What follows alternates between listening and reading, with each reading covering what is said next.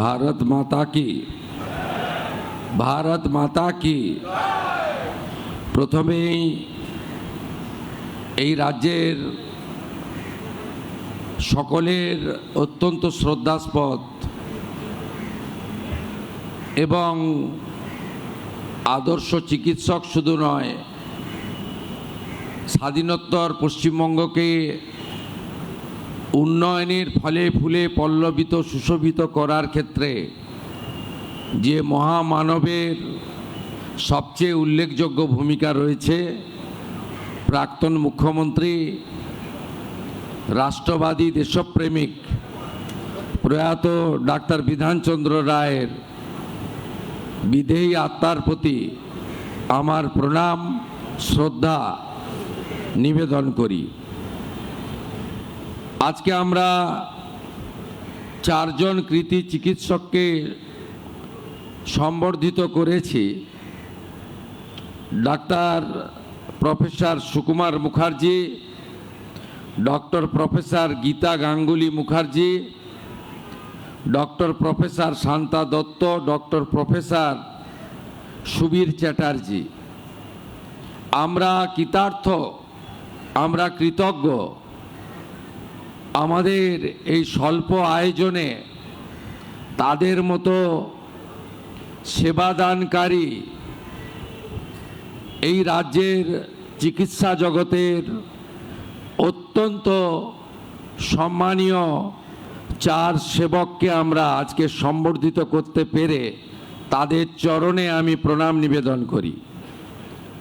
আজকের এই অনুষ্ঠানের ব্যবস্থাপক আয়োজক দপ্তর, স্বাস্থ্য পরিবার কল্যাণ দপ্তরের মাননীয় মন্ত্রী, চিকিৎসক হিসাবে অত্যন্ত সুখ্যাতি যার রয়েছে ডাক্তার শারদত্ত মুখার্জি, তাকে আমি ধন্যবাদ জানাই যে অল্প কয়েকদিনের মধ্যে তিনি এই দপ্তরের উল্লেখযোগ্য অগ্রগতি ঘটানোর ক্ষেত্রে তার প্রয়াস জারি রেখেছেন। আমাদের নগর উন্নয়ন দপ্তর তথা পৌর দপ্তরের মাননীয় মন্ত্রী অত্যন্ত কর্মঠ, প্রত্যেক দিনই তিনি দপ্তরে শুধু নয় রাস্তাতেও থাকেন। মাননীয় অগ্নিমিত্রা পাল মহোদয়া, আমাদের রাজ্যমন্ত্রী সংশ্লিষ্ট বিভাগ সুমনা সরকার উপবিষ্ট আছেন, তাদেরকে যথাযথ সম্মান জানাই। মাননীয় মুখ্য সচিব আছেন, যিনি আমাদের সমস্ত সিদ্ধান্ত কার্যকর করার ক্ষেত্রে গুরুত্বপূর্ণ ভূমিকা নিচ্ছেন, নেতৃত্ব দিচ্ছেন। মনোজ আগরওয়াল সিনিয়র আইএস, তাকে ধন্যবাদ, তার টিমকে ধন্যবাদ। স্বাস্থ্য দপ্তরের প্রধান সচিব নারায়ণ স্বরূপ নিগম এবং মাননীয় দুই বিধায়ক আছেন, রাজারহাট গোপালপুরের হাইকোর্টের বিশিষ্ট আইনজীবীও বটে তরুণজ্যোতি তেওয়ারি, এবং যিনি কখনো নেতা নন, কর্মী হিসেবেই আজকে বিধায়ক হিসেবে নির্বাচিত হয়ে কর্মী হিসেবে, সেবক হিসেবে কাজ করছেন, রাজারহাট নিউ টাউনের পীযূষ কানোরিয়া, তাকেও ধন্যবাদ। আধিকারিক, চিকিৎসক মণ্ডলী, প্রেস মিডিয়ার বন্ধু, প্রশাসন, সঞ্চালিকা, সকলকে আমার স্বাগত। শুধু এখানে যারা আছেন নয়, আজকে গোটা পশ্চিমবঙ্গের চিকিৎসক সমাজ, চিকিৎসা প্রদানকারী স্বাস্থ্যকর্মী এবং স্বাস্থ্য সংক্রান্ত যারা প্রত্যেকে রয়েছেন, আমি এই স্বাস্থ্য পরিবারকে চিকিৎসক দিবসে আমি আন্তরিক ধন্যবাদ জানাচ্ছি পশ্চিমবঙ্গ সরকারের পক্ষ থেকে এবং আমার অন্তরের অন্তঃস্থল থেকে। আপনারা জানেন যে আমরা ডক্টর বিধানচন্দ্র রায়ের মূর্তিতে মালা দিয়েছি, প্রণাম করেছি। ডক্টর বিধানচন্দ্র রায়, তার সম্পর্কে যদি একটু খোঁজ নেন, যেটা আমি মনে করি আমরা যারা বর্তমান জনপ্রতিনিধি মানুষের আশীর্বাদে আমরা সাংবিধানিক দায়িত্ব পালন করছি। আমাদেরও ডক্টর বিধানচন্দ্র রায়ের কর্মকুশলতা, কাজের পদ্ধতি, একাগ্রতা, দায়বদ্ধতা, অর্জুনের লক্ষ্যভেদের মতো লক্ষ্য স্থির রেখে ব্যক্তি স্বার্থকে উপেক্ষা করে তার যে কর্মকুশলতা ছিল সেটা জানা উচিত, এবং কিছুটা গ্রহণ করলেই এই রাজ্যের এবং দেশের মঙ্গল হতে পারে বলে আমি মনে করি। ডক্টর বিধানচন্দ্র রায় তিনি আইএম এর প্রথম বেসরকারি সভাপতি ছিলেন। তিনি যেখানেই গেছেন, কলকাতা কর্পোরেশন হোক, চিকিৎসকদের সংগঠন হোক, অথবা তার যা যা কর্মক্ষেত্রে, তিনি কখনো দুই হননি, এক নম্বর হয়েছেন। তার এই যোগ্যতা ছিল, তার এই অন্তর্নিহিত লুক্কায়িত প্রতিভা ছিল, এবং তিনি তৎকালীন কোনো রাজনৈতিক নেতা বা দলের মদতে আইনসভাতে যেতেননি।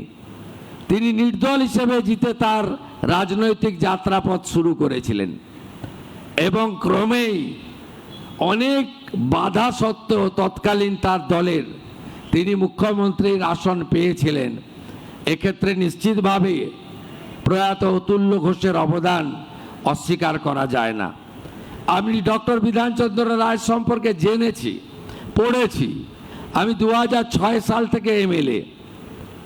আমি 2006 সালে বিধানসভা জেতার পরে লাইব্রেরিতে ডক্টর বিধানচন্দ্র রায়ের একাধিক ভাষণ আমি পড়েছি, মনের মধ্যে গ্রহণ করার চেষ্টা করেছি। আজ নয়, 20 বছর আগে। আমি অনেক টুকরো টুকরো তার বক্তৃতার লাইন আমার মুখস্থ, যদিও সময়ের অভাবে আমি এখানে তা বলবো না। কিন্তু আমার বর্তমান মুখ্যমন্ত্রিত্ব কালে, যা এখনো 2 মাস পূর্ণ হয়নি, এক্ষেত্রে আমার বিধানচন্দ্র রায়কে নিয়ে বলা প্রাক্তন মুখ্যমন্ত্রী জ্যোতিবাবুর একটা কথা মনে পড়ছে। আর আজকে যখন আমি এই রাজ্যের কাজ করতে যাচ্ছি, তখন আমার আরেকটি কথা মনে পড়ছে।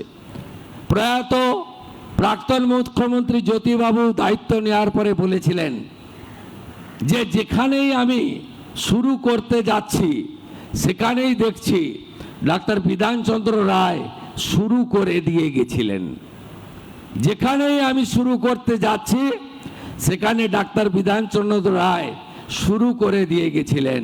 আর আজকের মুখ্যমন্ত্রী অকপটে বলতে পারে, যেখানেই আমি হাত দিচ্ছি সেখানেই ধ্বংসলীলা দেখতে পাচ্ছি।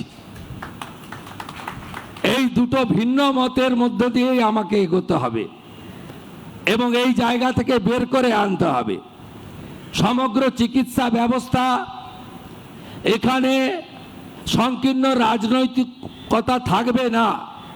এখানে ধর্ম সম্প্রদায় ভেদাভেদ, মত পথের পার্থক্য, ওরা আমরা পছন্দ অপছন্দ থাকতে পারে না।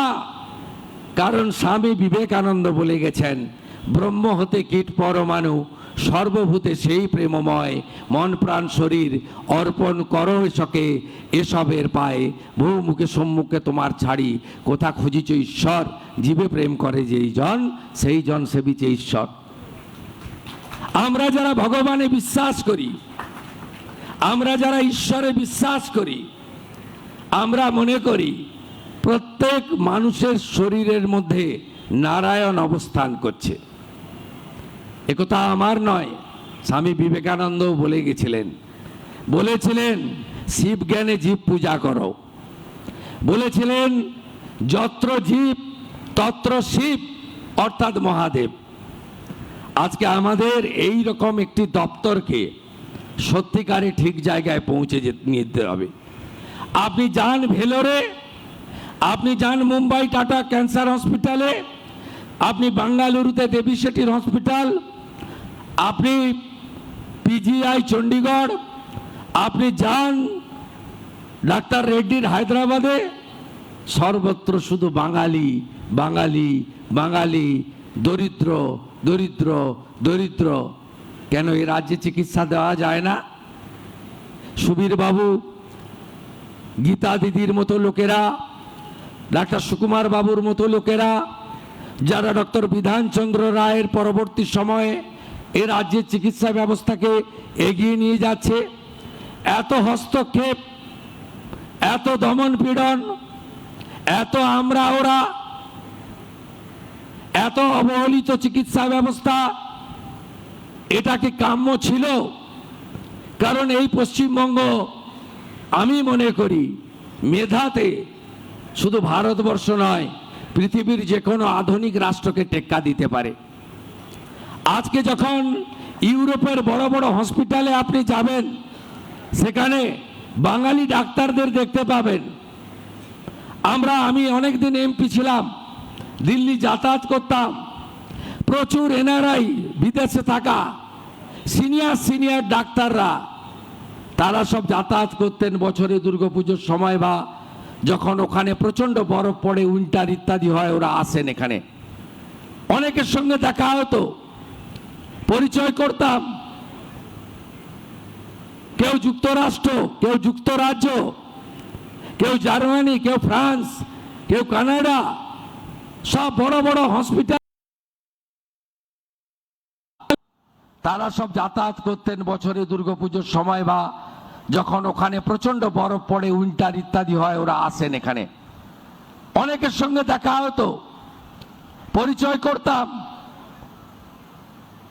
কেউ যুক্তরাষ্ট্র, কেউ যুক্তরাজ্য, কেউ জার্মানি, কেউ ফ্রান্স, কেউ কানাডা, সব বড় বড় হসপিটালগুলোতে নেতৃত্ব দিচ্ছেন, এইচওডি হয়ে বসে আছেন এই বাঙালি চিকিৎসকরা।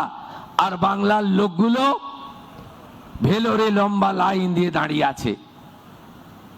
বাংলার লোকগুলো মুম্বাই টাটা ক্যান্সার হসপিটালের সামনে লাইন দিয়ে দাঁড়িয়ে আছে। তার সঙ্গে অন্য রাজ্যের লোক দাঁড়িয়ে আছে, তার হাতে আয়ুষ্মান ভারতের কার্ড, এমআরআই স্ক্যান, রক্ত পরীক্ষা। পাশে থাকায় উত্তরপ্রদেশ, গুজরাটের লোকটাকে টাকা দিতে হচ্ছে না, আয়ুষ্মান ভারতের কার্ডটা দেখাচ্ছে। আর পশ্চিমবঙ্গের লোকটা, গরিব লোকটা ওর দিকে তাকিয়ে আছে করুণ দৃষ্টিতে, আর 12,000 টাকা, 14,000 টাকা, 18,000 টাকা পরীক্ষার বিল মিটাচ্ছে। এটাই কি বাংলায় কাম্য ছিল? এটাই কি বাংলায় কাম্য ছিল? হসপিটালগুলোতে বিহাল অবস্থা, রুগী শুয়ে আছে, তার সঙ্গে কত প্রাণীও শুয়ে আছে যাদের সেখানে থাকার কথা ছিল না। কি অবস্থা করে রেখেছেন হসপিটালগুলো, কি অবস্থা করে রেখেছেন স্বাস্থ্য ভবনে, কি অবস্থা করে রেখেছেন মেডিকেল কলেজে। কেন যোগ্যতমের উদ্বর্তন হবে না? আসুন সবাই মিলে শপথ নিয়ে, প্রথমে যদি বিহাল অবস্থার হাল ফেরাতে হয়, চিকিৎসা ক্ষেত্রে করতে হবে। এই 1.5 মাসে আয়ুষ্মান ভারতের মৌ চুক্তি স্বাক্ষরিত হয়েছে। এই 1.5 মাসের মধ্যে আয়ুষ্মান ভারত চালু হয়েছে। এই 1.5 মাসের মধ্যে আজকে এই মহতি দিনে, আজকের এই সুন্দর দিনে, আজকের এই অত্যন্ত গুরুত্বপূর্ণ দিনে আমরা এই কয়েকটি ছোট্ট প্রয়াসের মধ্য দিয়ে স্বামীজির যে মহান মন্ত্র চরৈবতী চরৈবতী, এই মন্ত্রে আমরা এগিয়ে যাই। চিকিৎসকদের জন্য,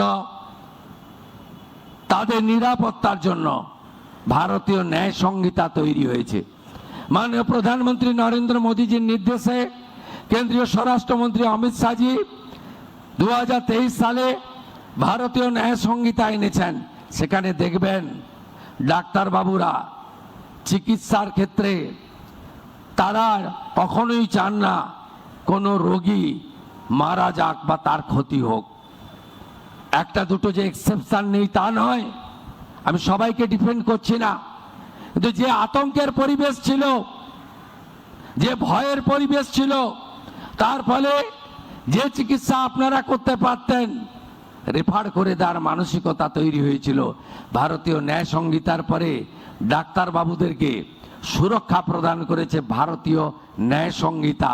ভারতীয় আইন ভয় কেটে গেছে, ভরসা এসে গেছে। আপনাদের সকলকে ধন্যবাদ জানিয়ে সহযোগিতা প্রার্থনা করে আমার কথা শেষ করছি। খুব ভালো থাকবেন সবাই। সবাইকে আবার ধন্যবাদ।